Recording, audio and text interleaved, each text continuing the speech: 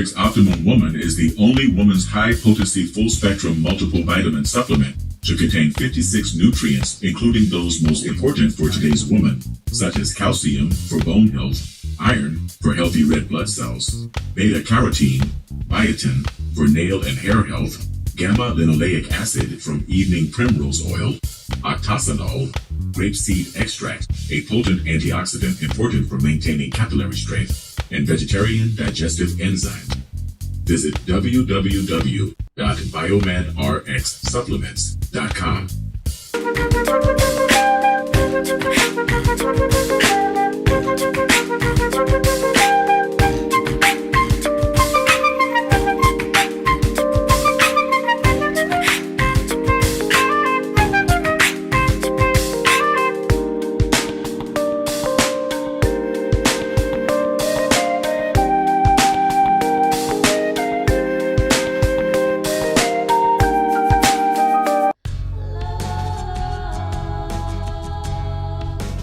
Gold label quality BiomedRx CBD oil is made from organic hemp that is locally grown, glyphosate-free, gluten-free, non-GMO, homogenized, third-party tested, and CO2 extracted.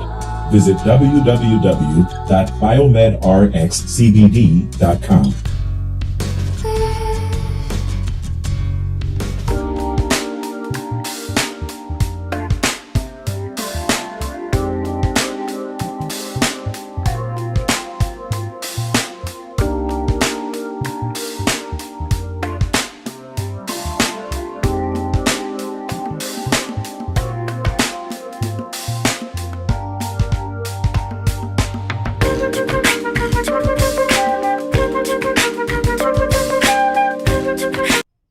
Hi, this is Devin Lockett, the president of JobSite Route.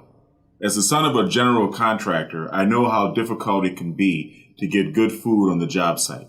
And letting your construction workers leave the job site to buy lunch just takes valuable time away from them being on the site. I've developed an app and a program that will bring a steady stream of food trucks to your job sites every month for the low price of only $100 per month per site. That comes up to about $3 per day to have a steady stream of food trucks coming to your job sites all day, every working day. You can also contact the food trucks ahead of time and pre-order your food from the menu on our app. This saves valuable time for your construction workers and for you. It also sends a variety of delicious food served on Southern California food trucks to your job sites all day. When you think about it, it only makes sense to join the JobSite Route Network.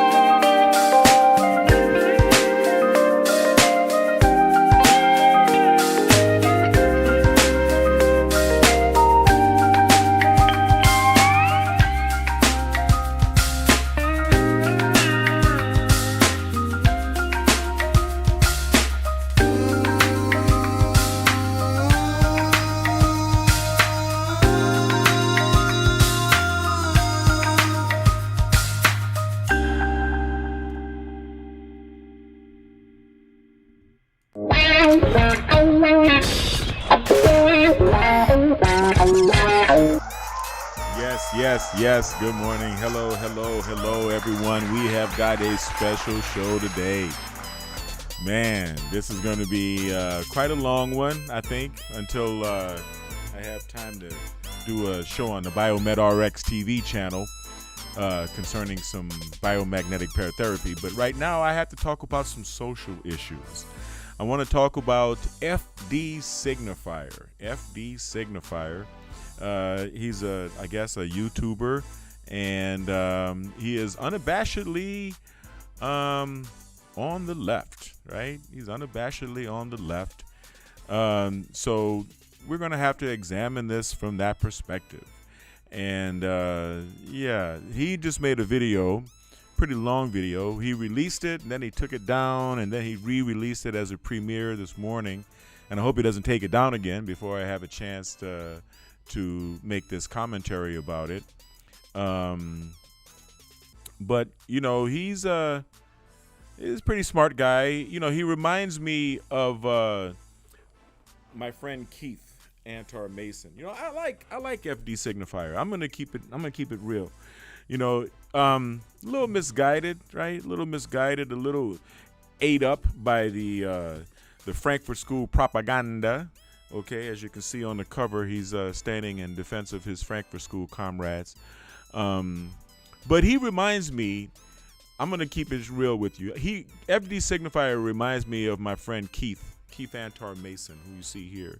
Keith Antar Mason. I'm one of the, I guess, early members. I wouldn't say original, maybe original members of the Hittite Empire. The Hittite Empire is an all-black, African-American, indigenous, intergenerational, male, socially responsible cultural elite. And we actually did performance art and theater across the United States as well as in Europe, different parts of the world. The Hittite Empire as a performance art and theater group is pretty well known. And Keith Antar Mason, this brother right here, is the artistic director and one of my best friends in the world, to be honest with you. So Keith, he kind of reminds me a little bit of I guess you say FD Signifier because he's a kid compared to Keith. He reminds me a little bit of Keith. So here's to you, Keith. I just shout out to Keith Antar Mason. I think he's in Mecca right now in Saudi Arabia. Hate to give you a location away, but Keith and I would have very intense discussions, debate type of discussions, because I respect his intellect and he respects mine. I respect his position and he respects mine. We don't necessarily occupy the same camp, but we were able to perform very successfully together and represent black men and black manhood together in theatrical and performance art form in the Hittite Empire here across the United States, here in Los Angeles, across the United States, Texas and Florida, different states, as well as in the UK. I actually performed in the nude for the Hittite Empire in the UK. So those of you who know me well, and those who don't can go to hell. Anyway, I'm just fucking around. I want to talk about the indoctrination that takes place in our universities as a result of the Frankfurt School influence and the present undue influence of people in our government, in our country, in our media, in our way of life. Yeah, I know you guys caught that, right? And what or who, go ahead and hit the like button, subscribe, hit the bell for notifications. I really appreciate that. And I'm trying to figure out what or who could be influencing such mindsets as that of FD Signifier. You know what I mean? I don't know. I have no idea who it could be or what the forces are. We live in strange times in the United States right now, and our society is being divided, and it is a game of divide and conquer that's being played among us, especially within the black community, because the black community has been split right down the middle as a result of this. And from the Trump era all the way through till today. I mean, you know, a lot of people, a lot of black people, black women especially, are licking their paws with a sense of success for having gotten him out of there, even though, you know, the country is going to hell in the handbasket as a result of this leftist. Well, I'll just call it what it is. It's leftist bullshit. Okay, but I'm not gonna be mean about this. I want you guys to watch with me as we review and pause for my commentary from time to time. The latest video by FD Signifier and company about understanding the manosphere, or at least as far as he's concerned, what he considers understanding the manosphere. So without further ado, or maybe a little bit more further ado, because I want people to take their time and come in. I really want to see people come in. I want the numbers to come up. Get the numbers up. Get the likes up. I really appreciate it. I appreciate you guys watching.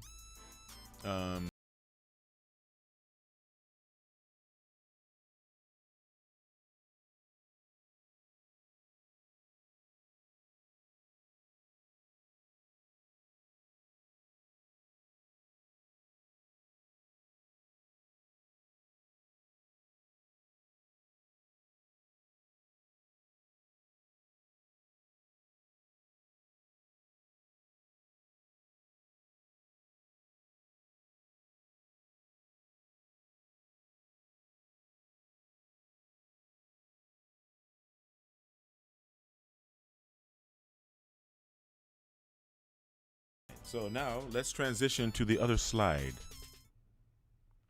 All right, here we go. Here we go. Now let's make sure we don't have any background music playing. Okay, so I'd like you guys to check this out. Feel free to comment as you go along. You know, yeah, like I said, I've got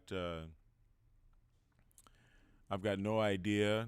You know who's behind this, right? Bam.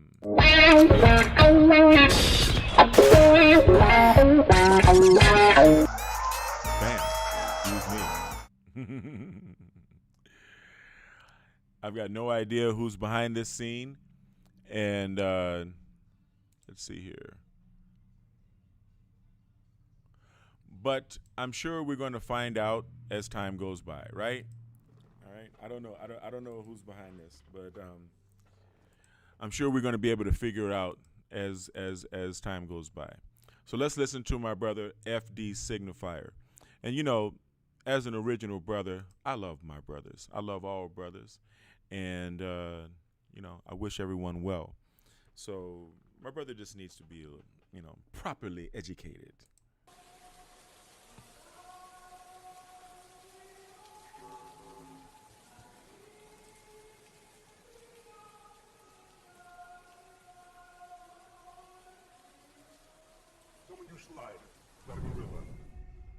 Could be something you put out of business.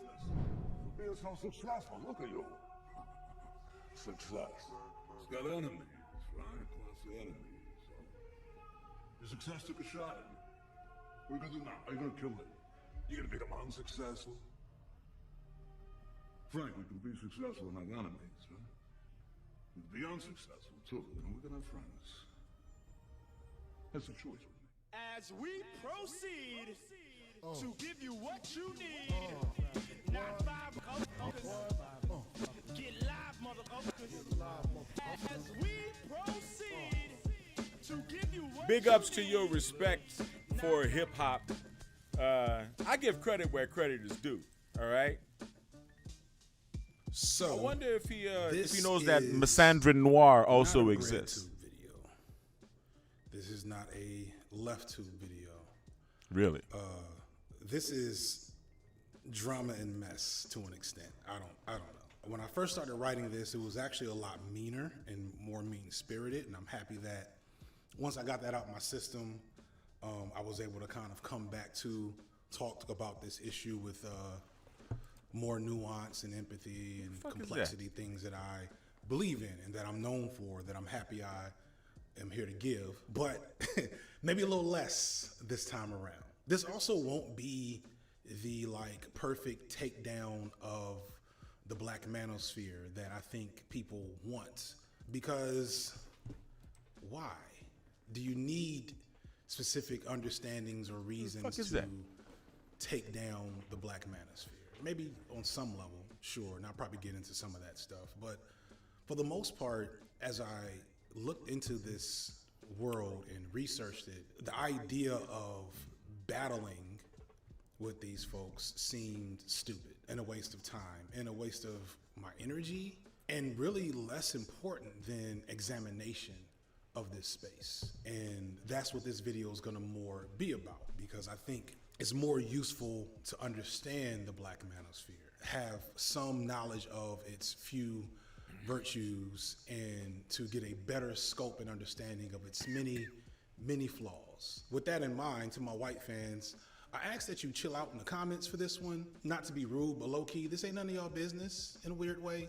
That's one of the reasons why I never wanted to make this video. I don't mind taking a hit on views or the algorithm or whatever. This just feels like a weird topic area to broadcast as widely as my channel now broadcasts. Because this is gonna be a very insular kind of in-house conversation, and you probably be missing a lot of context for it. Hell, a lot of black folks, if you're under 25, will miss a lot of the context. So it is what it is. To my folks that usually stream or react to videos of mine, I ask that you leave this one off the menu, please and thank you. So, many of you know that I released 3 hours worth of anti-manosphere content in the last couple of months, along with supplemental type stuff on my side channel. But only maybe about 15 minutes of this was specifically about the Black Manosphere. And this garnered maybe a dozen hours worth of response videos from various, mostly very small Black Manosphere channels. Most of these responses were overviews of the entire first video, which was really greatly not explicitly about the white manosphere, but about the force that wills it into existence. As such, there was a lot of nitpicking and a lot of completely agreeing, but acting like you don't agree with some of my points. Some classic misogyny, some homophobia, some transphobia. If a black woman would have kept He's got the best labels, boy. back then, you would not be having World War I and World War II. And not much in terms of critique that made me feel compelled to really respond.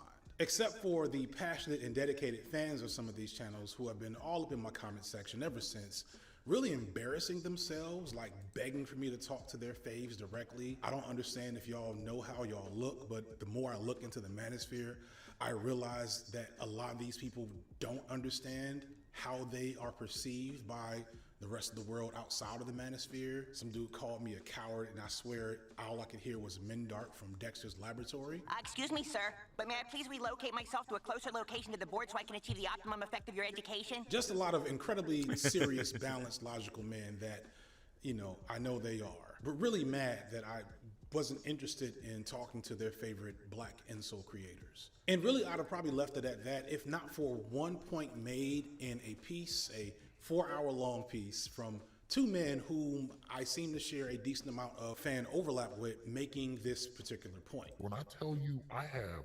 hardcore Trump voting conservative, I got hardcore, black revolutionary. I got brothers who are liberal. I got brothers who are apolitical. I got brothers who are Hebrew Israelites, Muslims, who are atheists. You know what I'm saying? There's this, the one common factor that these men have. I wonder what he's gonna say. They're all connected together for what? That they're concerned about the quality of life for black men and boys, and they're interested in being able to understand and articulate what we experience. Concerned for black men and boys. Wow, that is not what I was expecting from this space, a space that spends so much time and energy complaining about black women. Concerned for black men and boys seems like a valiant reason to do anything. It's the reason why I do a lot of my content. So surely we have a lot more in common, right? There is no leap of faith of starting OnlyFans. I'm sorry, bro. We have to culturally and especially genetically re-engineer black women, you guys. The only way we can do this is with non-black women and socially conservative black men. We can't get together. When they go be a concubine to the 4 guys. I heard Scott Talked about the 4 guys in a mating app. They're attracted to 4 guys. Well, go be their concubine. Well, you know, if there's 50 women after 4 guys, then get in the rotation and shut up. And now that the world is kicking your ass, now all of a sudden you can bear witness to it. You fucking disgust me. I said it before in my stream and I will say it again. We don't want submission, we want worship. Ugh. We'll come back to that. That said, this criticism was not a nitpick or a misconstruing of my point. It was legit. Not the last part maybe, but the part where they called out how I flattened all of the Black Manosphere into one easily digestible concept. I realized I did that, and that wasn't just wrong and inaccurate, it was also missing out on a lot of important and useful analysis to the issue of what the Black Manosphere specifically is and the unique problems it presents compared to its white counterpart. There's more to the Black Manosphere than I initially gave credit for. It's all bad, mind you, like this isn't gonna turn out the way I think people thought it was, but I do think there's a lot more to it to talk about. But the fact that they wanted me to talk about it speaks volumes to how unaware many of these guys are that they actually want me to go deeper into the history of this space, considering how cringe and embarrassing and crazy this space is. But they weren't wrong. I oversimplify some things. And I can't promise I won't do it again, because despite the runtime for this video, I still had to leave a lot of stuff out. I don't make 3-4 hour long reactions to other people's creations. I make my own. I'm what you call entertaining. So for the sake of entertainment, I had to leave some details out. At times, I'm sure you guys will pause the video and fill in the gaps. But I'm good. Well, I'm going to pause the video right here, brother, because the gaps are, yeah, man, you kind of got this smugness about you, and you kind of got this arrogance about you, and you kind of got this presumption that you know things that others don't know, and that others are people who disagree with you, or basically you're describing them as troglodytes, brother, is what you're doing. And, you know, and that's cool. You got your position, and, you know, you're taking it from your stance, but to have all of this negativity in your descriptions of the manosphere and of the intentions behind the manosphere and of the space itself, you know, it shows that you're pretty much polarized. You know, you're already where you are. You're an unabashed leftist, and that's fine. I mean, you know, we need leftists, I guess. I'm not sure what for, but that's your position, brother. And you're coming from a position that you're right and everybody else is wrong, because you were privy to this wonderful education, this worthless social science education that has gotten you all prepared with all of these issues that supposedly, you know, only a leftist approach can solve. All right, brother. I'm gonna do my best. And I've also brought a few folks with me, as I often do, with a relatively wide perspective on the manosphere and its unique problems and how they relate to issues of Black men in America in general. When people come into the manosphere, there's always something going on in their personal lives. I mean, sometimes it can just be a money grab, and most of the time it can be like just social isolation, breakup, or just difficulties, you know, in their dating lives. It varies. I don't know, because at the end of the day, you only see them when they turn the camera on. That was something explicitly that people really bought into in the 80s. I think when it started switching over was when Run DMC eclipsed all the first old school acts. And then 5 years later, by the time you reach the late 80s, people like even Chuck D was out there saying hip hop is reclaiming Black masculinity. Right. We need to see strong men, because that's been pushed out of the culture. And as a teenager at that time, I bought into all that talk, you know. Yeah. I think when you're of a certain age, even if you are intellectually curious and trying to study and learn, if everyone around you is working from the same fundamental assumptions, it can take time to step outside of that and say, well, why is that our baseline assumption? Like we know our condition. We just may not have the tools or the frameworks to articulate it in a way to somebody who hasn't experienced it firsthand. I say that to say that you have a lot of young boys who know their condition, but they don't have an explanation for their condition. They don't have a framework to understand it. And so when you get somebody that has a platform and understands not only where they are, but can give them an explanation for why they're in the condition that they're in, they're going to go that way, especially if it's somebody that looks like them. And it's going to sound a little abrupt thinking about it, but Black men want to be seen as progressive enough. It doesn't matter what it is. If all the men today became empathic, understanding, and engaged in women's issues, the conditions and the situations that Black communities still have to navigate as it relates to domestic violence and harm and incarceration will continue because they're systemic. And those systemic factors create attitudinal assumptions on Black men.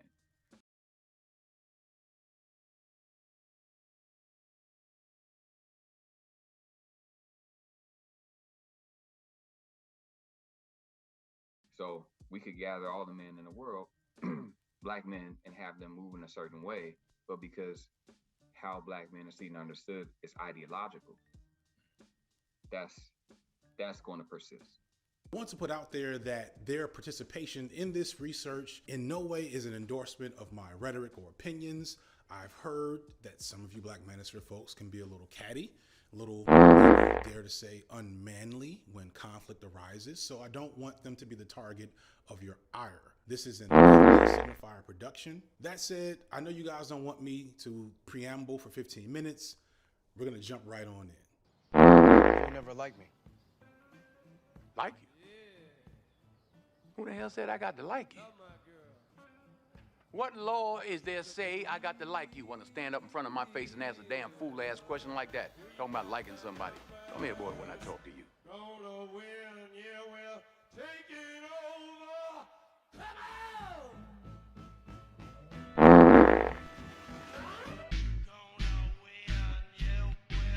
All of my initial comments about the Manosphere that I discussed in the previous videos still stand. The Manosphere, Black or otherwise, is at its core a byproduct of men aligned to a specific performance of masculinity under patriarchy, a performance that they aren't good at, and so they seek a variety of ways to improve said performance or to cope with the consequences of what a poor performance of masculinity means for them.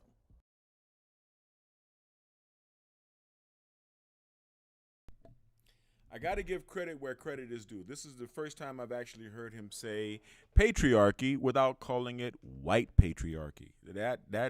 I do not understand that victim mentality.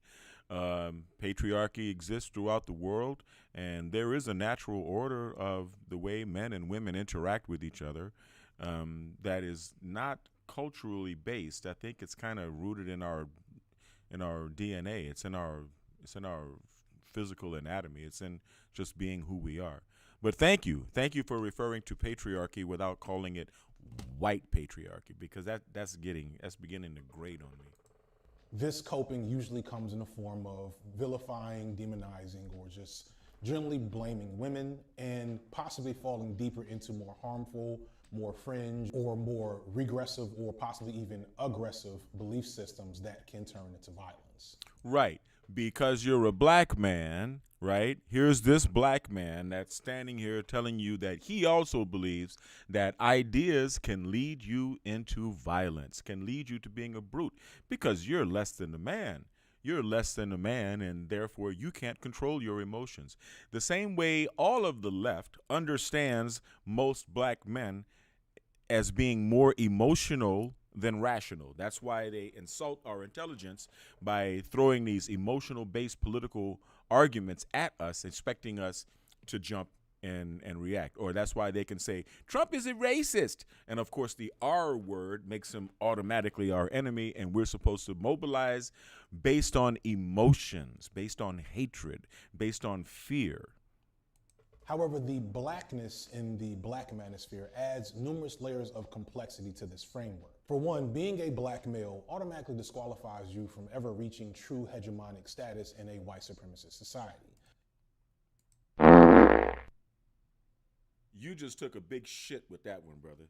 How dare you assume that I agree with you and your defeatist attitude as far as the potential success of black men or the potential accomplishments or achievements of black men? How dare you put up a fucking ceiling over black men in American society and tell us that we cannot enjoy the full fruits of American citizenship? We've been here since day one. How dare you define us as fucking victims? How dare you deify white people to the point of making them so fucking omnipotent as to be able to permanently oppress us in a way that we will never reach a state of full manhood in white society? I'm very sorry that you feel that way, man. I'm very sorry that you hold that belief system. I really am. I really am. As I said before, even the most successful, traditionally masculine, educated, moneyed, good-looking black men will be routinely subjugated to racial indignity and submission under a white supremacist hierarchy on the basis of being black alone, let alone any other thing that might intersect with that black male identity. See Ryan Coogler being... Okay, and I understand. You know, my Jewish friends have a joke, right? That the punchline of which is "keep your damn jack," right? Keep your damn jack. And so I hope my educated Hebraic brethren, my educated Jewish members of my audience will bear with me here. But I think the story goes, you know, a Jewish gentleman was driving his car and he had a flat tire, and so he parked his car and he didn't have a jack to change the tire, so he decided to go up to the nearest house to see if they could loan him a jack. And throughout his mind, he's replaying, oh, what if they don't like Jews? Oh, what if they're an anti-Semite? What if they're this? What if they're that? You know, what if they don't accept me? It was really the paranoia of being Jewish, right? Of being an oppressed minority and that everyone's out to get you. And then he rang the doorbell, and when the people came to the door, he just said, "Keep your damn jack," right? That's the paradigm that one must hold in order to be a black leftist. You must see yourself as inferior. You must see yourself as a victim. You must see white people as omnipotent, and you must see white oppression as all-powerful and all-encompassing and absolutely impossible to defeat. Man, I couldn't even spend a night in a tent in your consciousness, my brother. I couldn't even go on vacation in your consciousness. I really, really feel for you.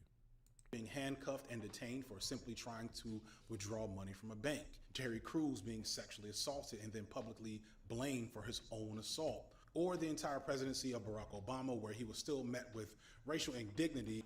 Okay, so now he shows the boogeyman. Remember, all of you black people, your mama told you Trump is the devil. As the most powerful man in the world. Regardless of a black man's status and behavior, he will never be a real man under white supremacy. However, that doesn't stop a lot of us from trying. Best case scenario, we redefine. I can't let you go with that bullshit, my brother.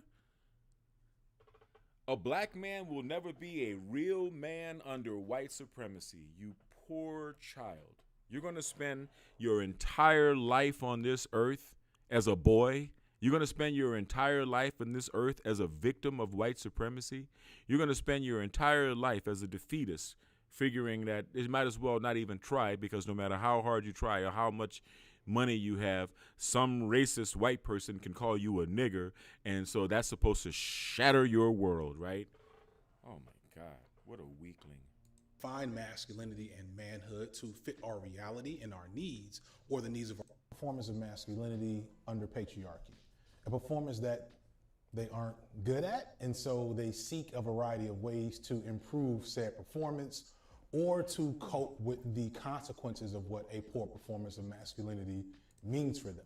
Okay, This so cult- if you are providing for your spouse, if you're providing for your family, if you're educating your children, if you're feeding and putting a roof over your family, if you are a loving counselor, if you are a good listener, if you are a gentleman with your wife or your girlfriend or your significant other, if you are a present father, like most fathers are in the United States, you're still not going to be considered successful as a patriarch?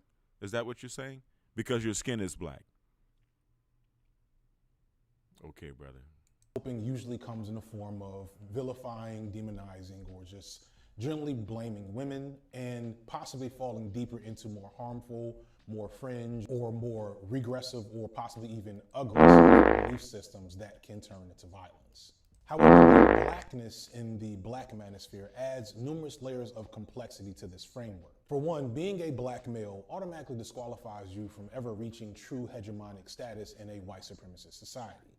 As I said before, even the most successful, traditionally masculine, educated, moneyed, good-looking black men will be routinely subjugated to racial indignity and submission under a white supremacist hierarchy on the basis of being black alone, let alone any other thing that might intersect with that black male identity. See Ryan Coogler being handcuffed and detained for simply trying to withdraw money from a bank. Terry Crews being sexually assaulted and then publicly blamed for his own assault. Or the entire presidency of Barack Obama, where he was still met with racial indignity as the most powerful man in the world.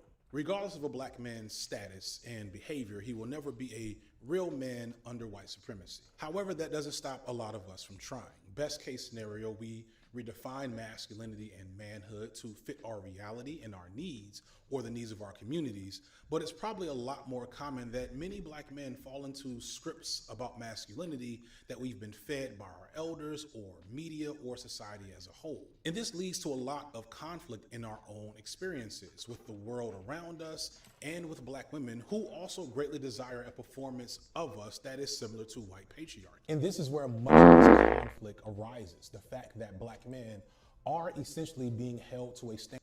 You think I'm going to let you get away with that? White patriarchy, huh? Standard of patriarchal performance that they cannot keep up with, even from many black women, especially in the modern day where black women are gaining access to higher levels of education and economic status that black men are more intensely barred from.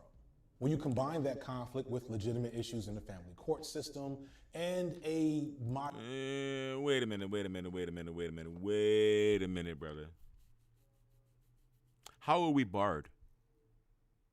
I mean, I attended college, attended quite a few universities. How are we barred?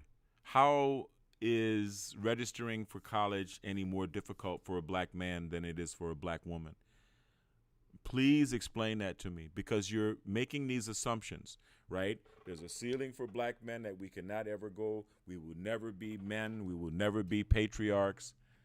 We will never get patriarchy from women because they're more educated, black women specifically because they're more educated than us.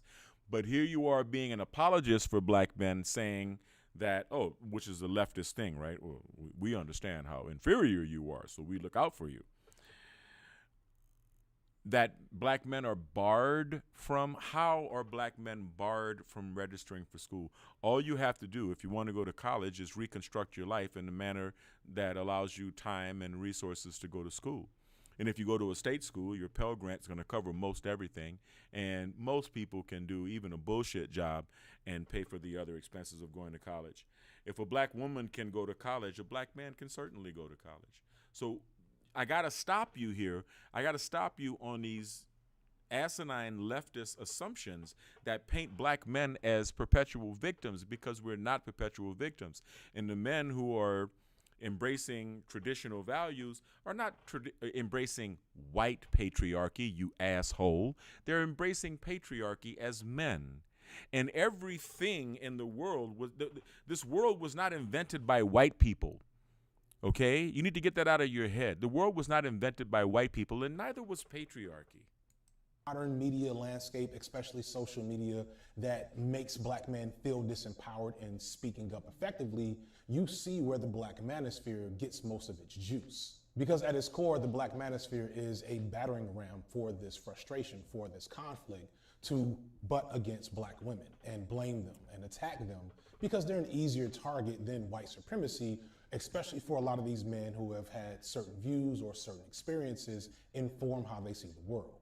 Well, the people who don't find themselves or think of themselves as perpetual or terminal victims of white supremacy are the brothers that are actually fighting white supremacy.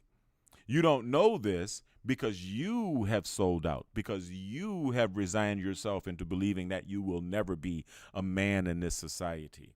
You have given into that, and you have decided to go with the flow of accepting a lower level of just human masculinity simply on the basis of the color of your skin. Don't paint all the rest of us with that. And people are not trying to beat up on black women. There are countless examples of the paradigm of personality and attitude and culture that has gone completely awry in the black community, and you know, many black women are completely out of control. That's not strange, man. There's behavior coming from our sisters that is not being represented in any other race of women on the planet. And a lot of that behavior is very reprehensible. Now here is where we're gonna have a pause the video moment. Y'all didn't know this is gonna be an interactive video, did you? Many of these Black Manosphere guys are clout chasers and very thirsty for attention, and they will react to this on their channels, or they're fans who are... Well, instead of always trying to find a selfish, childish, petty, reflective of low morality reason behind people who disagree with you's actions or decision to disagree with you, instead of being a fucking baby about it, why don't you just say, hey, this is going to be a controversial video and people are going to do response videos. I'm not clout chasing. I don't think any member of the Manosphere is clout chasing, but I'm glad you do. You're familiar enough with YouTube to know the term and to use the term. Okay? Yeah, people are going to make a reaction to you because you're stupid, brother, and a lot of your positions are stupid, and they reflect a kind of a, oh, I'm smarter than you because I was taught by white liberals. Really a lot like Debate Bro fans, just really thirsty, really get off to the idea that their fave is the big brain, and they will pretty much require their favorite Black Manosphere figure to respond to this video. Thus, I can expect that this video, much like my last Manosphere videos, will get lots of attention and airplay on these channels. And so I want to be helpful and also put you in kind of a weird catch-22 and just give you prompts to pause the video and offer your counter arguments when they seem most appropriate. Thank you. Thank you. Thank you for that, brother. And I appreciate that from you. I appreciate that from you. All right. Yeah. You represent the bitch boy position, right? The beta male coon kind of cuck guy position. And that gives us a lot of material. You're providing a lot of material for people to counteract, you know, your Frankfurt School bullshit. Here in particular, it'll be interesting because, truth be told, there is a relatively wide variety of belief systems in the Manosphere, aside from the one core belief, which we'll get to later. And we can expect that some figures in the Black Manosphere will argue the virtue and validity of patriarchy, maybe the natural order of men versus women, and maybe they'll pull up some religious angle that helps justify this. Maybe they'll talk about some really explicitly succinct element of history or African history that supports their point without pointing out the vast variety of pieces of history that do not. This also might get low-key homophobic for them. I don't know. Others will come with the classic, we're not a monolith. We're not a monolith. In fact, Black Republicans alone are an extremely diverse group of people. To point out that while a lot of the Black Manosphere is undeniably conservative, regressive, and reactionary, that there are others that are more left-leaning or at least centrist and don't desire an explicit connection to traditional white patriarchy, but more white so desire patriarchy freedom and self-determination. I'm gonna give me a bottle of that it's an intersectional scotch feminist and take a falsehood shot that every Black time men he seek says white patriarchy. power. Valiant and admirable points, all of them, if not for the fact that when you look through a lot of these guys' content, what you mostly see is... Let's back up and hear this bullshit again. We're not a monolith. Evil or stupid or hating of the validity of patriarchy, maybe the natural order of men versus women, and maybe they'll pull up some religious angle that helps justify this. Maybe they'll talk about some really explicitly succinct element of history or African history that supports their point without pointing out the vast variety of pieces of history that do not. This also might get low-key homophobic for them. I don't know. Others will come with the classic, we're not a monolith. We're not a monolith. In fact, black Republicans alone are an extremely diverse group of people. To point out that while a lot of the black manosphere is undeniably conservative, regressive, and reactionary, that there are others that are more left-leaning or at least centrist and don't desire an explicit connection to traditional white patriarchy, but more so desire freedom and self-determination as a black man. That it's an intersectional feminist falsehood that black men seek white patriarchal power.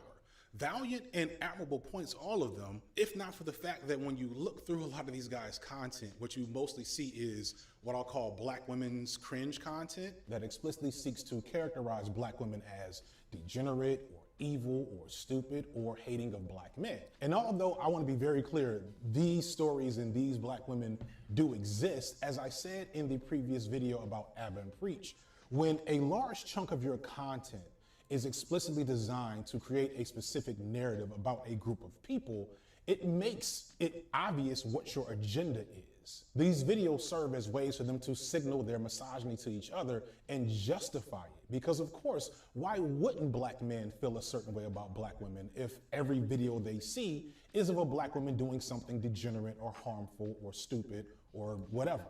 In case you ain't heard it, but the price has skyrocketed. Okay.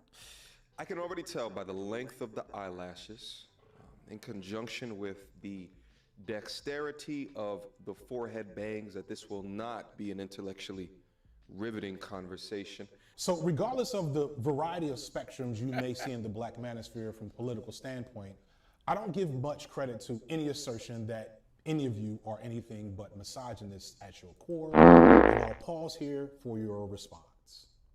Or that. In this next section coming up, I'm going to talk a lot about intellectualism. Specifically, I'm going to talk about the fact that I think a lot of you watching this 2.5-hour video, are the type of person that just seeks out knowledge, that you are amused and entertained by your own curiosity, that the idea of learning something new fills you with as much joy as maybe having your favorite meal or catching up with an old friend. With that in mind, I am here to offer you today's sponsor, Curiosity Stream. Okay, well, I'm not really going to watch anything about Curiosity Stream. Sorry, I'm not getting paid. You are. On top of this, you're also going to get access to plenty of exclusive content. Some I can't even talk about. Black Manosphere, which I think members of... Back to the video. So, all that aside, the element of blackness still has to be considered in discussing the black manosphere and differentiating it from its white counterpart, which is why I first want to point out that figures like an Andrew Tate or Fresh and Fit or Abba and Preach really shouldn't be considered part of the black manosphere, which I think members of, we'll say, the core or first wave of the manosphere would appreciate me pointing out. While all of these men might be considered black and surely have a black audience, I wouldn't call them by any stretch pro-black or even presenting as pro-black, except for maybe Abba and Preach, but they're like very fringe in this regard. Tate in particular just happens to look like a swole Damon Wayans, but nothing about him and his content has any type of racial framing. Fresh and Fit are obviously racialized as black men, but both are pretty conservative and openly anti-black at times, not just towards black women, but also employing typical conservative sellout narratives about victim mentality and not seeing color and whatever other bullshit. Hey guys, the truth, uncomfortable truth nobody wants to hear. The common enemy is the white man. That's what everyone is. Let me pause here, because I have to give credit where credit is due. This is the way I do things. FD, you're absolutely right. There is a conservative sellout mentality. I have spoken at length about fiscal conservatism versus social bootlicking. And you're absolutely right, man. It pisses me off when like Officer Tatum and other people take, or even Larry Elder, take issues such as police violence, police brutality, social issues, which are very, very real and impact the African American male community very negatively and very harshly, and try to belittle it. There's a difference between understanding that conservative values serve Black Americans and kissing the ass of white conservatives. There's a big difference, and you're absolutely right. And that's a fine line for us to walk in. We don't have to jump to the other side and castrate ourselves with the leftists in order to have a sense of acceptance, because the conservative mindset doesn't look for political allies, and that's kind of to their own detriment, right? It's to their own detriment. They don't cast a wide net, because conservative values make sense in and of themselves. They make sense on their own. So whereas the left says there's strength in numbers, Democrats, democracy, we can vote and change things because enough of us are on hold a particular view. In order for there to be enough, in order for us to reach a critical mass of voters, we have to cast a net and get all of the fringe groups, all of the letter community and the illegal immigrant community and all the rest of these other communities to come in under this one tent, and the gay community and all the rest of this under this one tent, in order to have the masses of votes to influence that which you want to influence. Conservatives understand that, well, at the end of the day, we're all competing against each other for resources. And there is not even a mindset that seeks to make friends. Like I said, that could be a bad thing. It could be a bad thing. I don't think black people should be Republicans. I believe black people should belong to the Black American Party. But that's just me. Trying to say, oh, they have all the privileges. You're white privilege. You're white male. If you're a white male, heterosexual, WASP, you are a public enemy #1 in the United States It's nowadays. tough out And I'm here. saying this as It's a colored tough. guy. It's tough out here for them. So what they're gonna do is they're gonna attack them, right? This is exactly what Hitler did. I'm here to tell you guys that I think affirmative action a lot of time is BS.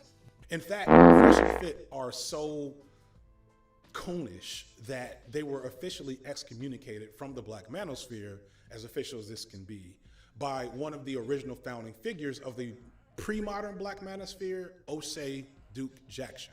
They don't need to be in the Manosphere at all. These guys need to be gone. O'Shea Duke Jackson.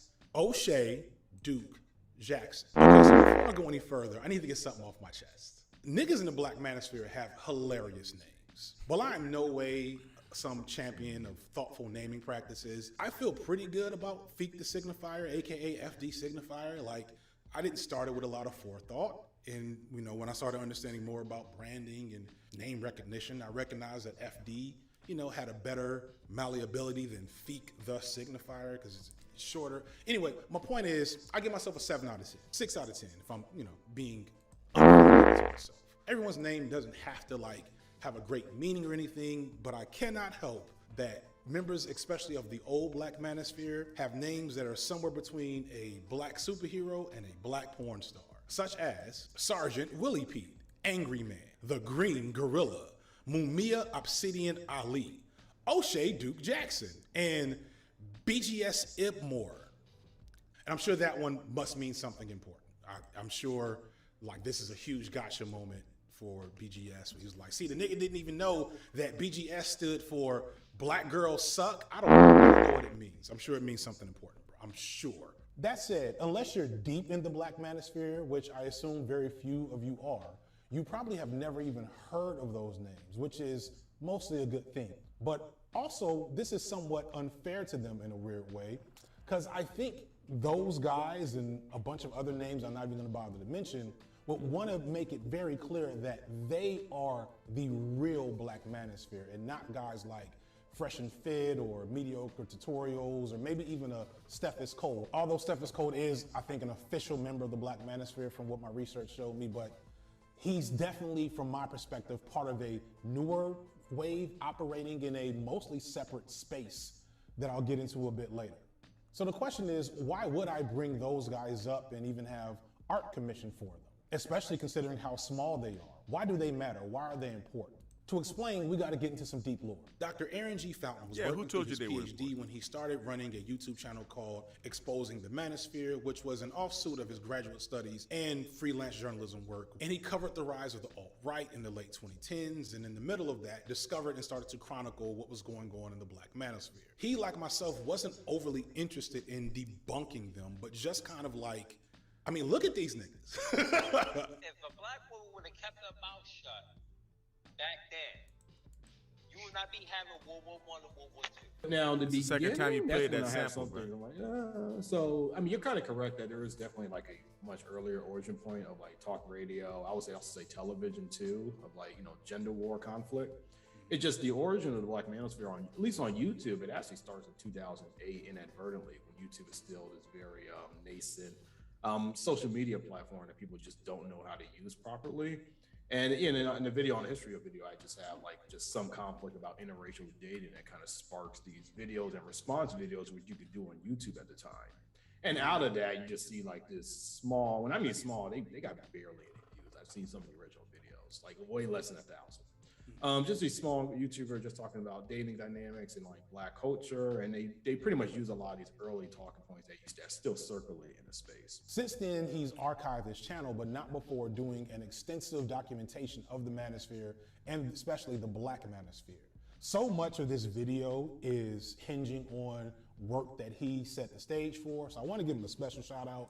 If you are curious, which I hope you're not, to further investigate like the lore of this space, his channel is a good place to do that.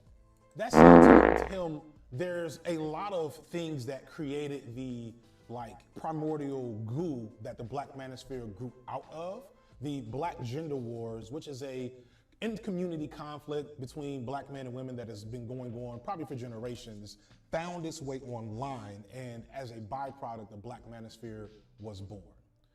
To explain the Black Gender Wars, you often have seen in Black communities this conflict between Black men and women, usually related to our issues connecting and dealing with each other under white supremacy. And so you'll often see it in comedy legends like Chris Rock or Martin Lawrence, but also smaller guys like Patrice O'Neal and Corey Holcomb. And what does Daddy get for all his work? The big piece of chicken. That's all Daddy gets. At the same time, there's also always been what I'm gonna call the niggas ain't shit discourse, which has been popular in TV and definitely music geared towards Black women. And there's a lot to be said about being fair to Black men and how underexamined the niggas ain't shit discourse is, and why the passive acceptance of it as normal isn't a good thing. When I was a kid, there was a song by TLC called No Scrubs, and it was basically a diss track to working class Black men, and it was literally their biggest song ever and the #1 hit in the country for 3 or 4 months. And this is not an isolated incident. We ain't got no time for y'all motherfucking broke ass. Why haven't I found another a baller? Broke boys don't deserve no pussy. I know that's right. So yeah, might be a problem there that we haven't quite engaged with. The refrain on this is usually not all Black men, but I kind of started to problematize that in the objectification video as kind of a cop-out to deflect valid criticism on how we talk about Black men in the public eye. When I hear Cardi B say, broke boys don't deserve no pussy, I take the same attitude that I think a lot of Black women have often taken when listening to hip hop, and hip hop gets misogynistic. They say, motherfucker ain't talking about me, I'm just listening to the beat. But I'm not a broke, and I'm not a scrub. And technically speaking, like, broke boys have always gotten pussy, right? Still, I don't know what that feels like, and a lot of other Black men do. Just like a lot of Black women, I think, know what it feels like to be objectified and dehumanized in the way that rap music sometimes does to them. And the issue of misogyny in hip hop, while not settled, is a well-developed discourse in the community, in the culture, and in academia. You can Google scholar misogyny in hip hop and you'll find 5,000 papers describing the issue of why misogyny in hip hop is a problem. The same can't be said about Black men and the denigration of working class Black men within our general culture. As a culture, I think there's an underlying attitude that Black men who are derided and disrespected publicly deserve what they get. For an easy example, go and look at how often someone responded in the previous video about Black men and sexual objectification, a video where I discuss black men's limitations with defining themselves in a racist society, the unexamined epidemic of sexual assault of black men and boys, the historic exploitation of black men's bodies under white supremacy and in slavery, like a really serious video talking about big issues. We are real victims, aren't we? I don't know why y'all complaining black men objectify themselves. And you know, some of those are white insults, but some of it is y'all. And I think that there's a festering resentment born out of that fuels the black manosphere as a whole. Now, should that lend itself to the rampant misogyny in the community? No, but it's something that I want us to talk about. Moreover, it's something the not all black men that are attached to the black manosphere want other men to talk about on their behalf, which is a little pathetic, but it's a thing. Even still, I don't feel like the gender wars were so intense before now. When the comedians did it for laughs, it wasn't a huge deal at the end of the day. You could still feel the love in that to an extent. For every bills, there were 2 soldiers or cater to use it. It was obvious that black men and women still had a strong bond with maybe a few bad scratches on the surface of that bond. However, it feels like the internet and social media seemingly altered the tone of this ongoing discourse. Regardless of how you feel and where you stand, it's important to keep in mind that the actual data on communities around black men and women show that we partner more with each other, we are in community with each other, we support each other, etc. And it's important not to let the loud minority of voices online make you think that this vitriol between black men and women that we see on social media is how things really are. As many arguments as I've gotten into with black women about issues around gender online, they never get as ugly and heated when I'm face to face with people. So I don't know who was the first to take advantage of this conflict and make a career out of it, but the first black man to really establish himself and gain a following in this genre was a genuine piece of shit named Tommy Sotomayor. Of all the dudes in this space, this is the only one I truly despise. 4 of them did exactly what I've been telling y'all about. Told y'all what my ex-girlfriend said. They used to draw straws to see who would waitress table full of black women. Black women are miserable people, and everybody knows this. And the fact that so many of these dudes look to him as an inspiration and a founding figure, again, completely validates my reading of them in the first place. Tommy Sotomayor, like the most popular person to come out of that like group. Even though he's like kind of solo, but Tommy Sotomayor is an unabashed shock jock, and he is saying what he's saying in order to piss people off, to make you know the way shock jocks work. Is within that larger context, and that's important because the black manosphere, a lot of them originally modeled themselves off of Tommy Sotomayor. Tommy Sotomayor was from an era where many of these streaming platforms and content creator platforms had little to no quality control. And so he would say the most outlandish, craziest, awful shit. I think he kind of visioned himself as a black shock jock akin to Howard Stern or a younger Charlemagne the God. Pretty much. And he was as misogynistic and homophobic and anti-black as they come, to the point where even when there were no rules, he would still experience numerous bans on numerous platforms. But like a roach in a dirty house, he would always find his way back to the surface. If you were to just read some of the things that came out of this man's mouth, you probably wouldn't be able to tell if it was a black man talking or a stereotypical white supremacist. And this is gonna be a theme that we return to multiple times in this video. There are more people murdered in a day by niggly bears than in a year by grizzly bears. Niggly bears are out there just killing everyone that they can, but people are told that they're racist if they want to avoid them. Sadly, Sotomayor found a fan base among black men and more than a few black women. His tell it like it is style of anti-blackness, and we'll come back to that, resonated with a portion of more conservative black Americans for reasons I don't quite understand. I think because he kept getting kicked off the platform, and this was well before YouTube could really make you a lot of money as a creator, Sotomayor eventually faded into the background of the movement. He's predictably popped up on various conservative channels and kind of hovers around the space. But that said, although his rhetoric and hatred for women influenced many a Manosphere creators such as Fresh and Fit or New York spree shooter and domestic terrorist Frank James, He doesn't seem to want to have much to do with the modern manosphere or red pill community. And much of his rhetoric didn't really inform a lot of the red pill philosophy that dominates the space today.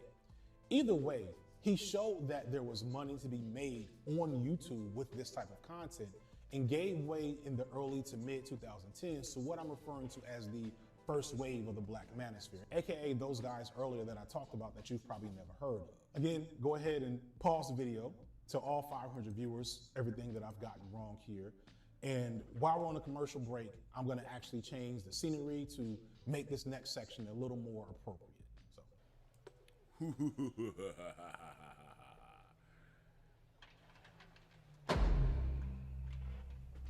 What's up?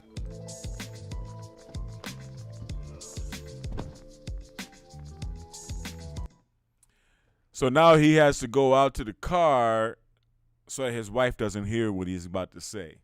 But he's making it as though he just wanted a better sound quality.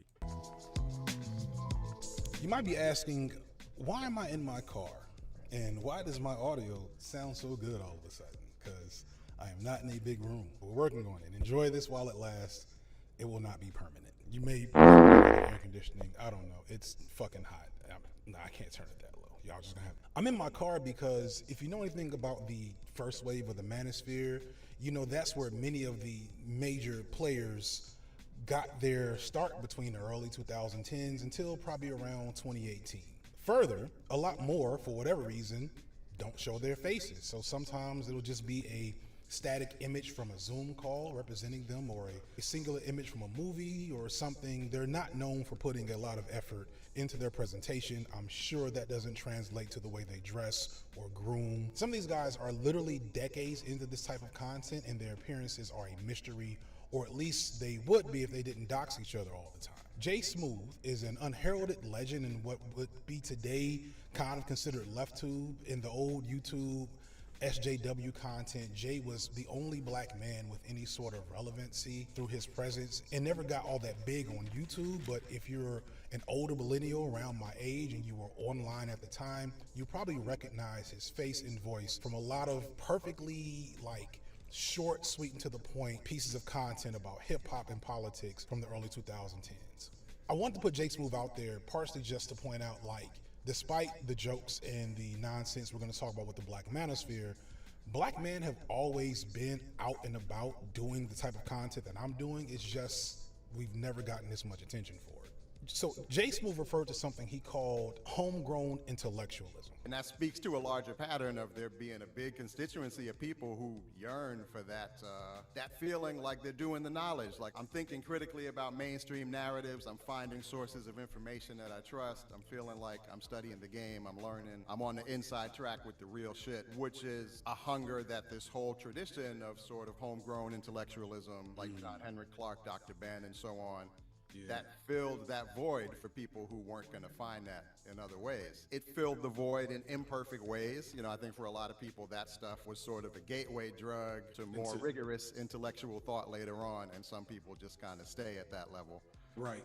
Or they use it to spin off into more toxic nonsense. And it's an interesting reflection on how intelligence in black men can be stifled and contorted by systemic barriers. And many men who could be doing more useful and productive things find themselves simply arguing with other men about politics or social issues. I and numerous men in my family fit this description. We're argumentative and opinionated, and in part because this is the only way they could sometimes get to stimulate that natural curiosity in a world where being black and curious could be dangerous. My view is that along with misogyny, it's this homegrown intellectualism that also drives much of this first wave of the manosphere. There are many different expressions of this high-minded misogyny. You hear these men talk, and despite the fact that they're saying ridiculous things, you can tell that a lot of them are intelligent. They've just all come to this space with one specific issue, and that's their issue with black women. But even that has so many different permutations of how it shows up in their content. For example, Save Yourself Black Men, or SYSBM, figures to believe that black women are basically the devil, and that any non-black woman of any sort is better than a black woman. But then there are figures of the black manosphere who swear by black women and they want to rebuild the black family, and they would if black women were just more ladylike and submissive, or insert whatever other thing here. Then there are also black men who are men going their own way, or MGTOW, and they basically have just given up on engaging with women seriously altogether, limiting themselves to short-term dalliances and partnerships, but never intertwining their lives with black women or women in general. These men tend to be divorced. And there's even an almost progressive wing of the black manosphere who see themselves as masculinists and promote black male studies, although they still end up spending a lot of time just complaining about black women. Now, see, that is a hit. That was a hit for Dr. T. Hassan Johnson, and I don't appreciate that. I'm going to step into his defense. Dr. T. Hassan Johnson is much more educated than FD Signifier, which is obvious, and Dr. T. Hassan Johnson comes from the academic community. As I can pretty much understand, I can pretty much see that FD Signifier also comes from. So what I see here is a little professional envy and jealousy. You're trying to call a brother who's more educated than you and smarter than you, who happens to disagree with you, some type of intellectually inferior person. And, you know, dude, you're effeminate kind of bitch boy personality is really starting to show. You hear the dog whistles when you see the company these men keep and the hills they choose to die on. It's hard to take even some of the valid things that come up in those more left-wing spaces all that seriously. Think of the black manosphere as a church with many, many denominations and permutations of how Christ can be celebrated, except in this case, Christ is, well, you know what it is. We'll get to that later. Somewhere. I guess Christ is what? Black dick? Is that what you're trying to say? Dude, you can do better than that. In this jambalaya of foolishness, there are a few morsels of value because, as I alluded to earlier, a lot of these men are working class black men who often are maligned in the media and rarely are defended, or at least effectively defended. Numerous forces and barriers in our society deny black men victimhood in life, despite the fact that we're often told that we like to play the victim. It's only in death that black men can receive the courtesy, and only if they die in the appropriate way. For example, take George Floyd. In death, George Floyd has become a martyr. You see his face all over the place as an example of the murderous nature of white supremacy. And I get why. But the conflict that arises is that in life, George Floyd would have been the exact type of black man that would have been called a dusty by he was a loser. He was a loser. Twitter or YouTube, etc. But I wonder who decided to make him a hero. On a lot of levels, and around the way type of brother. He had issues with drugs. He had issues with petty crime. He had a handful of baby mamas. Although those are not virtues per se, those are things that are within the realm of possibilities for working class black men who deserve dignity. And he probably wasn't getting it and wouldn't have ever gotten it to the level that he does now, having been murdered by the police. While maybe not for the best reasons, this argumentation, this major point, is something that was probably brought up more in the manosphere than anywhere else. They were also at the forefront of being critical of the Black Lives Matter movement when it started, looking a little funny with the money that we now know definitely was a problem, and other things. Now, I feel compelled to point out that they've always made these types of arguments on every wedge issue between black men and women, from Serena Williams to Lori Harvey's dating life to the guilt of Bill Cosby to Roe v. Wade. And they're more than often wrong than right, because they basically just take whatever the man's side of an issue is every time, regardless of how reasonable it is. But I want to validate that, at least in their heads, they think they're addressing a real issue that isn't being addressed. And on some occasions, I think this is very true. That said, I want to further engage in how I see this space as a maladaptive response to the struggles of black men in America. Maladaptive. When I look over this space, what I see more than anything are black men who, for numerous reasons, maybe had the capabilities to reach that high value man status, but one bad break, one bad breakup, etc., and those opportunities were no longer there. I don't think it's unfair to say that a lot of these men are clearly dorks and nerds, much like I was, who maybe are trying to present in that exaggerated swag and bravado and confidence that we often attribute to black men, but are failing at it for the most part and maybe don't realize it. And in this, maybe find themselves stymied or He's good at isolated, pointing out or people's just without failures. peers to engage with and communicate with on the various topics that they find interesting. Isolation is an incredibly... The camera got too hot, so we're back to old school FD style with the Galaxy Note, and it says I only have 14 minutes, so let's go ahead and wrap this part up. Isolation is an incredibly serious problem for all men. A lack of intimate partnerships and useful, productive, platonic friendships is genuinely unhealthy and leads to further isolation and more opportunities for these men to get sucked into these spaces. Because the Black Manosphere is like a cure for this problem from these men's perspective, as far as I can tell. Like I said, some of these guys have been making this stuff for a decade now. Some have fans that have been there solidly the whole time.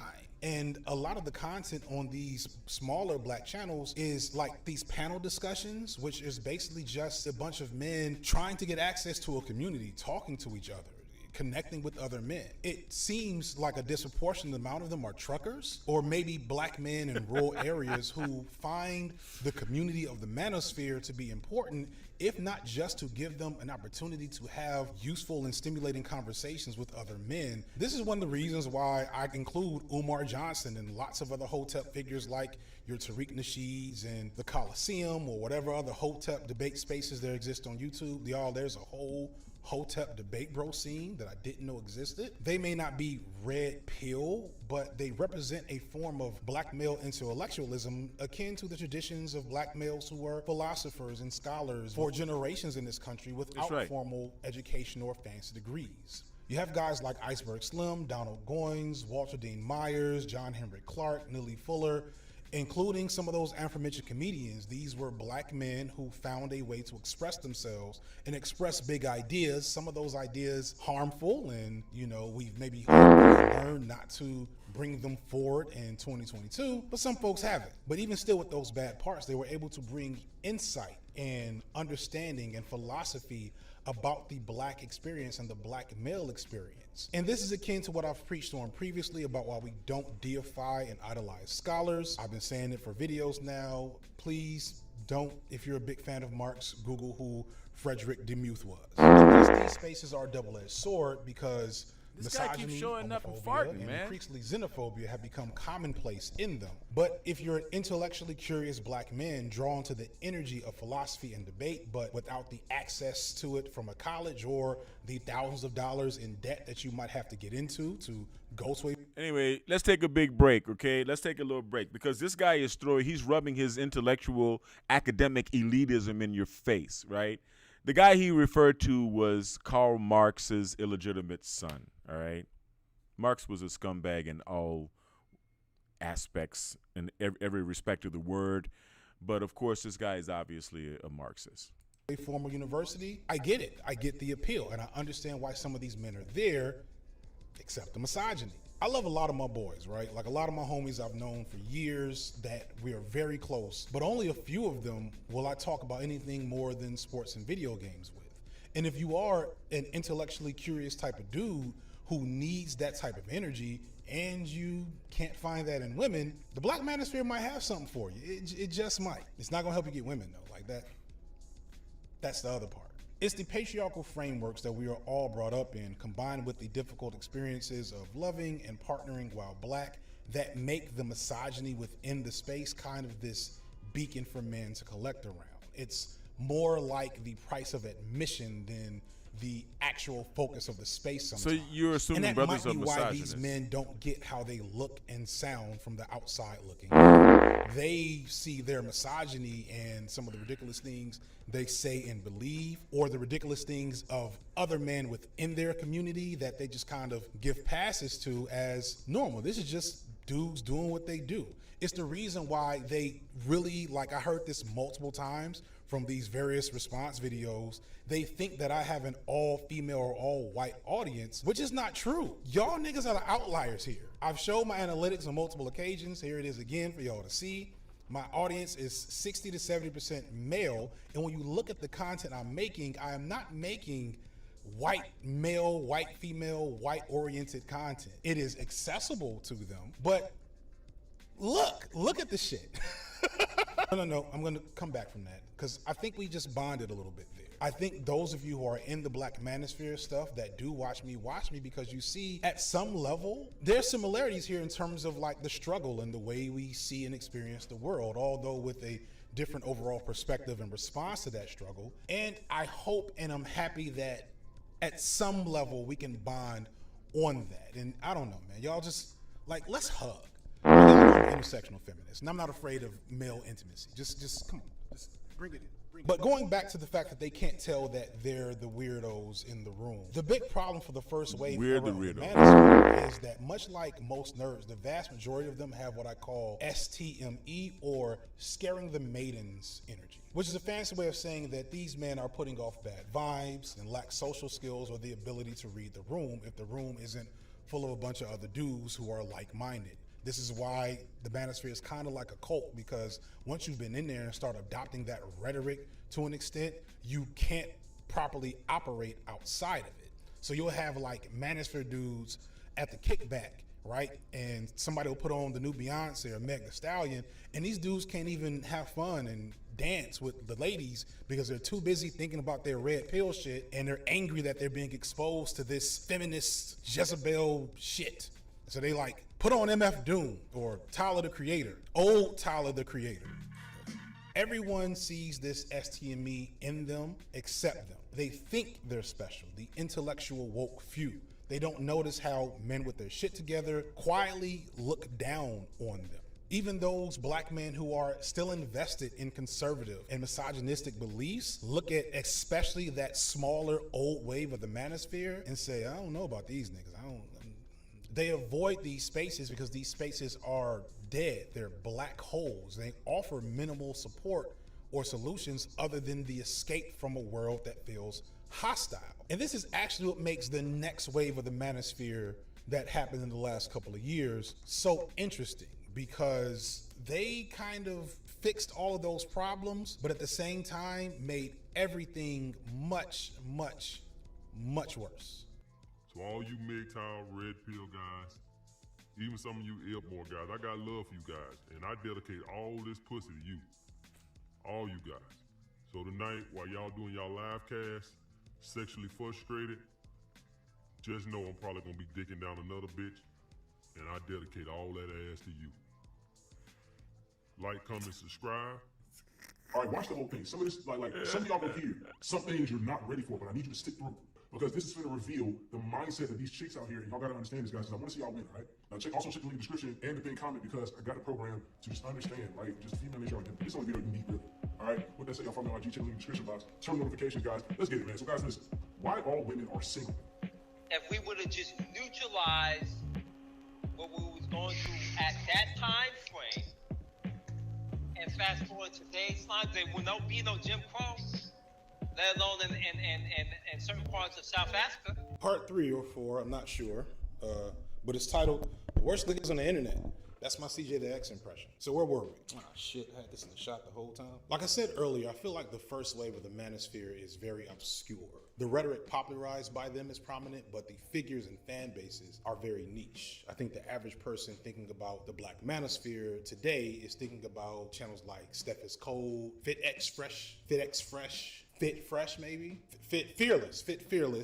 That wasn't even on purpose. That's just me being stupid. That wasn't even shade. And of course, Fresh and Fit. A lot of these guys have found a lot more success than anybody in the previous Black Manosphere could in a much shorter amount of time than their predecessors. From my perspective, this comes down to a few differences. One, their content is much simpler. It's easier to digest. It's not as heady. These are not the homegrown intellectuals, most of them. Two, it is much more explicitly misogynistic. Say everything you want about the old Manosphere, like genuinely speaking, just say whatever the fuck you want, I don't care. But the misogyny for them was at least couched in this pro-black, subtext, or it was a subtext to their pro-black ideology, a lot of them. These new dudes are just misogynistic. It's just misogynist. That's it. 3, and this is the interesting one, they tend to be much closer to ideal images of black masculinity. I should also add that... Well, let me pause here for a second, man. This new group is the group that has been thoroughly raised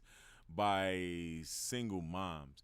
And I'm going to tell you, brother, this is a very long video that you did. And from an academic standpoint, it's interesting. I will give you props for having done your research. I can't really give you props beyond that because you're definitely centered within your own point of view. And from the looks of the traffic that I'm getting, I'm not really quite sure if I can continue doing this reaction throughout the whole video because it's just really more of the same.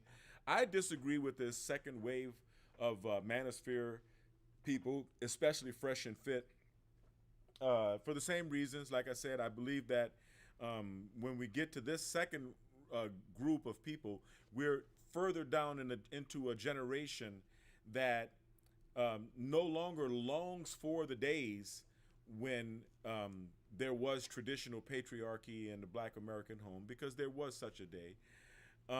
But these are the guys who are raised by single moms and don't long for those days at all. They don't know the days. They don't have that reference in their mind. They don't have a historical reference or a memory of any type of patriarchy or solid nuclear heteronormative families in the homes in that they grew up in their families of origin.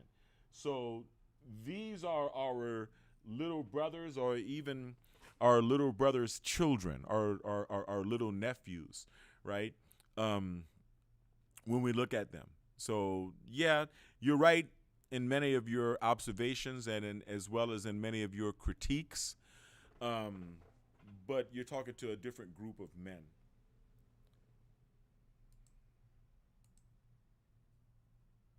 These new guys are younger, which also gives them an edge, being of the generation that makes up most of the eyes on social media.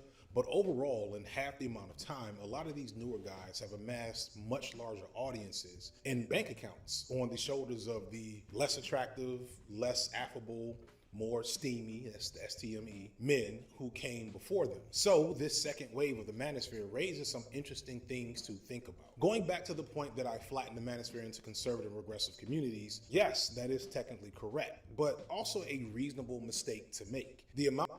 Yeah, well, it's a mistake to call people who are conservative regressive. That is a big mistake, yes. The amount of space and relevance that is made up by the second wave creators that is just classic misogyny with a little bit of conservative talking points, a bunch of red pill nonsense, etc.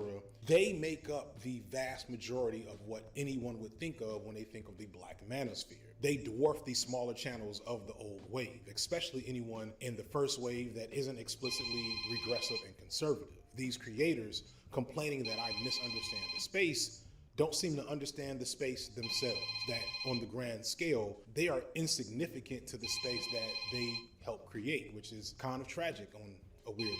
It'd be like me saying BreadTube is a very diverse content creation community. Very, very, very, very, very diverse. Oh, hey, look, it's T1J. Hi, I'm T1J. Follow me. It's the overt misogyny that gives these guys their views. The sale of this alpha male image drives clicks and the algorithm responds. Nobody wants to hear a bunch of niggas arguing in a Zoom chat or the 45-minute meandering rant that some of these dudes do over static images. What they want is a dark-skinned nigga with a beard and a six-pack to tell them how they too can be an alpha male and level up to get some pussy and understand the philosophy of the red pill. I don't want to spend a lot of time talking about or debunking red pill philosophy. There are a ton of videos that do that already. Most comprehensive probably being Mooncat's video that came out about a month or so ago. It goes through them like piece by piece to show it's mostly bullshit. But I did want to touch on a few things to just kind of set the stage. For one, I want to be clear that many of the philosophies presented in the red pill strategies or the way of life, at least the ones that actually have any semblance of value, are just repackaged self-help strategies that would be useful for any situation. It's stuff that probably sounds deep to a 15-year-old, which is the majority of the young men in this space, you know, the late teens, early 20s, but with the added effect of, you know, butthurt and heartbroken men. In a lot of their videos, you can hear the bitterness and heartbreak in between the red pill nonsense. The other thing about the red pill is that in a weird way, if you think about what they're essentially saying, it's them breaking down the fact that they've been taught social scripts that do not work. That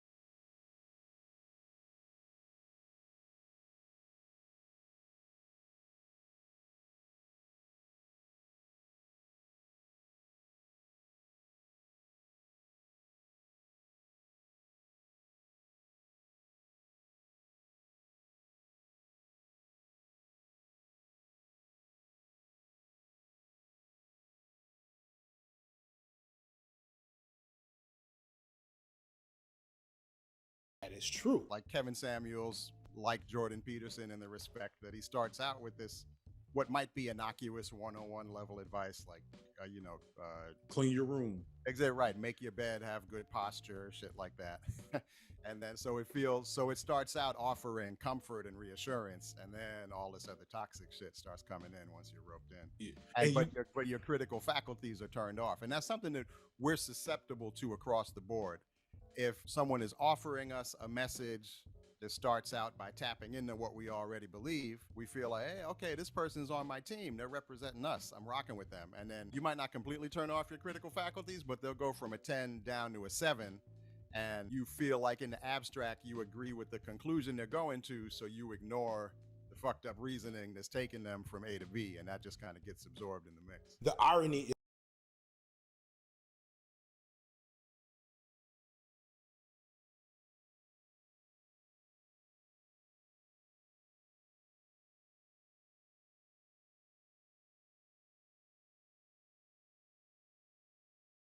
is because they've been fed patriarchal nonsense about how women are supposed to act, it makes it impossible for them to understand women in reality. And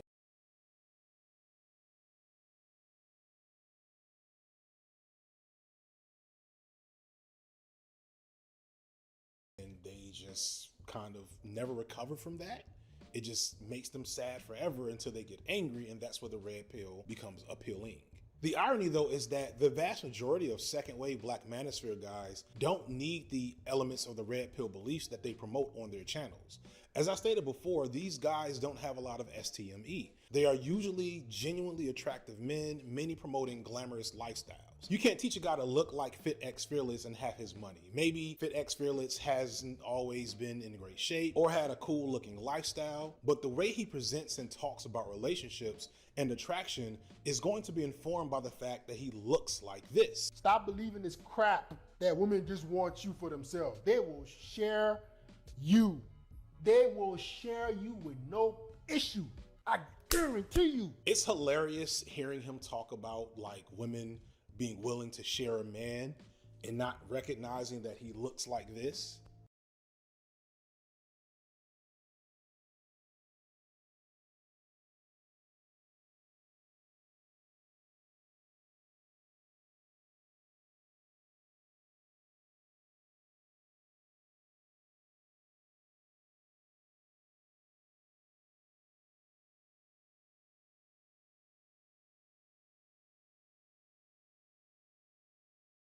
Look at this dude.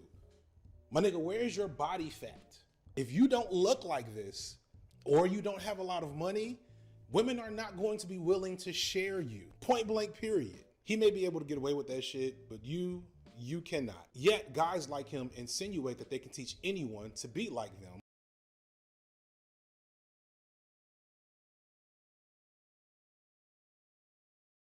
But no, you can definitely be the best version of who you are, but you might not ever be like some of these alpha male guys. They don't sell this, of course, because that would throw off the grift.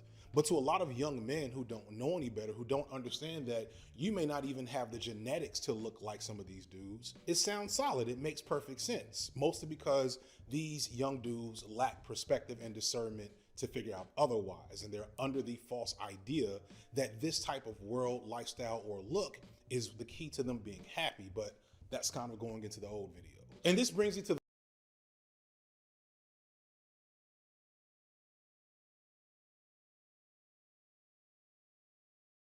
the last really ironic thing about this whole red pill community, which is the complexity of its origins considering who belongs to this community. For one, the origins of the red pill ideology or philosophy or whatever you want to call it are pretty closely tied to overt white supremacist ideologies in the alt-right. I can't recall exactly who started it on Reddit or 4chan or wherever, but the red pill philosophy was popularized first by incels, who then kind of became intertwined with white supremacist communities, alt-right, neo-Nazi, like all them tiki torch marching motherfuckers. A lot of them were on the red pill. For a while, there were black men who just went along to get along because, you know, hating women is life.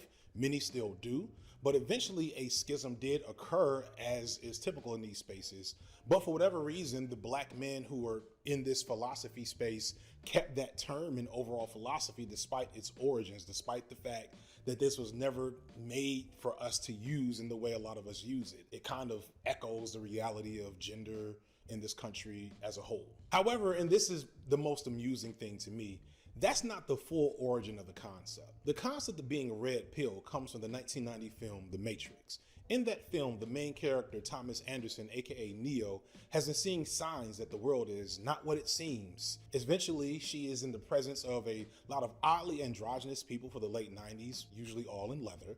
Neo is faced with the decision that she can take the blue pill and stay trapped in the Matrix and not learn the world's true nature, or take the red pill and wake up to the truth. Neo takes the red pill and immediately wakes up to the Matrix, but also her true identity as the one, as in the chosen. From that point on, she does a lot of karate, hangs out with a lot of clearly, in retrospect, queer-coded people, including a character named Switch that was supposed to be male in the real world, but female in the Matrix, where the directors were forced to change this by their studio because the movie was already queer enough for those who could see it to begin with. You might have noticed that I keep calling Neo she, and I'm taking a nod from Aeronaut, a trans creator who did the same in their video, The Matrix is Intrinsically Trans. What I and red-pilled men didn't really know about this movie is that Neo is an explicit metaphor for the experiences of being a trans woman. You know, like the two trans women who directed this movie, though they were living as men when the movie first came out. The red pill isn't just a symbol for waking up to the reality of the real world and how you're under society's control. It's also a symbol of Neo accepting who she really is as a trans woman. And if you really care about facts more than your feelings, I suggest maybe watching Aeronaut's video or similar work from Sophie from Mars for the full explanation. But if you pay attention, then you see the parallels pretty clearly from the fact that Trinity,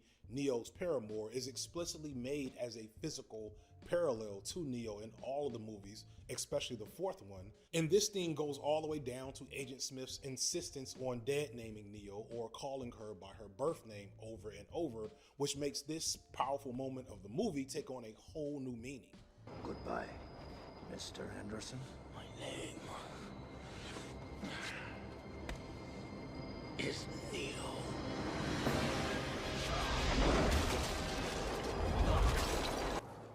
If you need any more proof, because I know, well, there's no amount of proof for some of y'all motherfuckers. I just know this. No amount of proof for some of y'all motherfuckers. You'll make up some reason why it's not true. That's fine.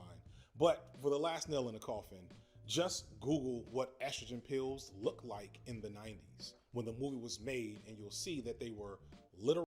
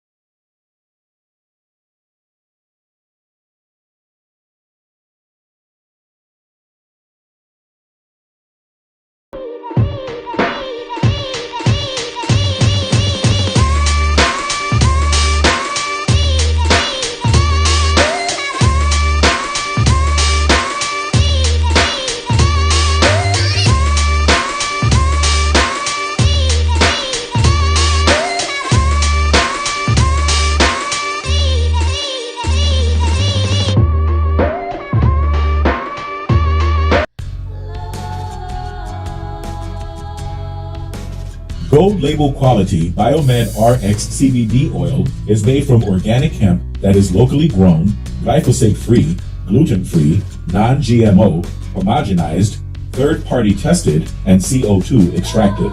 Visit www.biomedrxcbd.com.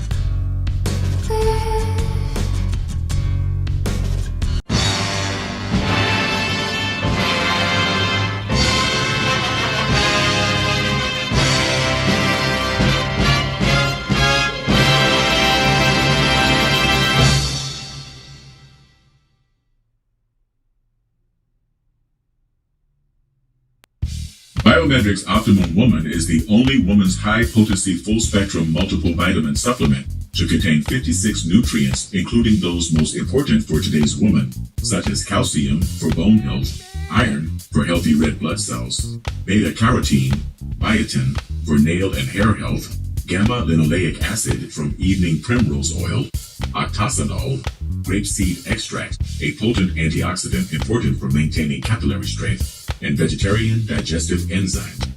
Visit www.biomedrxsupplements.com.